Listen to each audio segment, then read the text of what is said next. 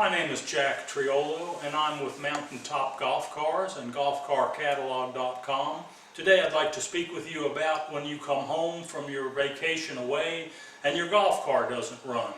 You think that your batteries may be dead and you plug in your charger and sure enough your charger doesn't come on. So the car doesn't run and the charger doesn't work. So what do? Well, that's a problem that many people face in the spring or the fall when they've come back from a long stay away and the car has not been cared for. Here in front of me I've got two style chargers. The top one is a club car charger. It's got a typical round plug. It's a 48 volt. The charger at the bottom is an E-Z-GO charger, and this has got the typical D plug as we call it, and it is a both of them are automatic, and what that means is they have to sense a voltage from the battery before they can come on and start to charge the battery. If your batteries in your golf car, be it a 48 or a 36 volt, have dropped below that certain cut-on voltage that the charger has to see to recognize the batteries, it won't come on. It will appear to be dead and no good, but in fact your batteries have just lost too much juice. We're going to walk through a procedure of how to get the juice back into the batteries so that you can then plug your charger back in and it will work again.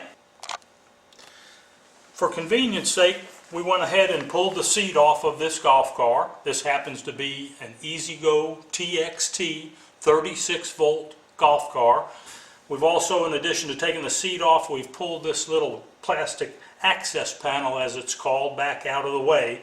That allows you to get into the back batteries to be able to fill them with water. The first thing you want to do is pull a cap off and be sure that you have enough water in the batteries, and they have to be over the plates. The water must be over the plates at all times for good battery health. We'll discuss battery health more in detail at another time. What you've come to now is your batteries will not run, and the key here is the golf car doesn't run and the charger does not come on. There could be other reasons for this to be the case, but in this case we are assuming that the batteries are discharged and they need to be brought up to a sufficient charge for the battery charger to recognize that critical cut-on voltage that it has to see. Here we're looking at six 6-volt batteries. They are all connected together in what we call series. This battery is connected to this battery, is connected to this battery. You don't need to disconnect anything to do this procedure. Leave everything connected as it is. You want to take a little 12 volt automobile battery charger, very similar to this Sears model, 10 amp, 12 amp. This simply plugs into the wall with a 110 outlet, and you take your leads, and in this case, this battery and this battery being connected together make up 12 volts. We hook the positive here. We hook the negative here.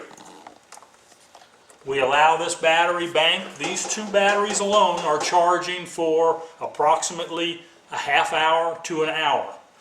When that is done, you come over and you change from those two batteries to these two batteries. You're going to go to positive, across the second battery to the negative. Again, turn it on. Be sure that you turn off your battery charger between reconnecting to a new set of batteries or disconnecting from the batteries you've already charged. You charge here for approximately an hour. Again, all you're doing is trying to get your voltage up to where the battery charger, the standard 36 volt battery charger, charges these batteries. Once you're done, turn it off, disconnect, and you're going to the next set of batteries, the third bank, as I'll call them, and you hook up to your negative there and your positive here. Once again, don't disconnect anything, don't loosen anything. Turn your charger on again for another hour. And then once it's done, take these off after you've disconnected the charger and reconnect your regular charger. We have charged our batteries just enough to get a surface voltage into them.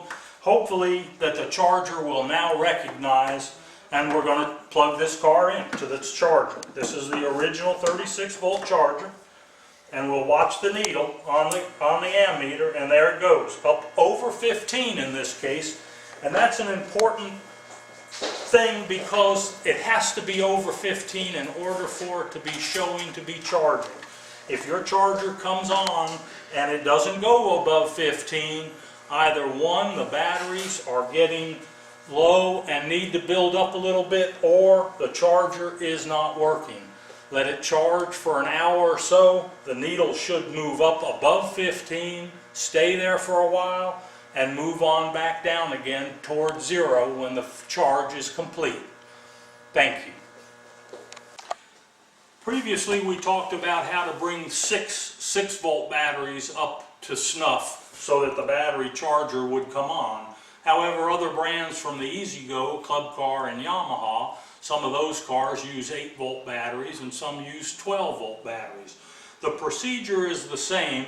Use your 12 volt automotive battery charger to charge each individual battery in the case of 8 volts or 12 volts, and only charge them on 8 volts, only charge them for about a half hour at a time.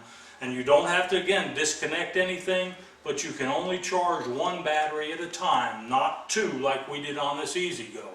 So charge each individual battery for about a half hour, and then plug in your old charger, your regular golf car charger, and if it clicks on and starts to register voltage and the ammeter clicks up, then you're good to go. Allow your battery charger to finish the charge. It will probably take 8 to 10 hours, and then you're good to play golf again. Again, be sure that you check your water terminal, your water level, and also on your battery cables, be sure your cables are tight and look good and are clean. Thank you so much. We appreciate you, and we'll be glad to help you if you have questions.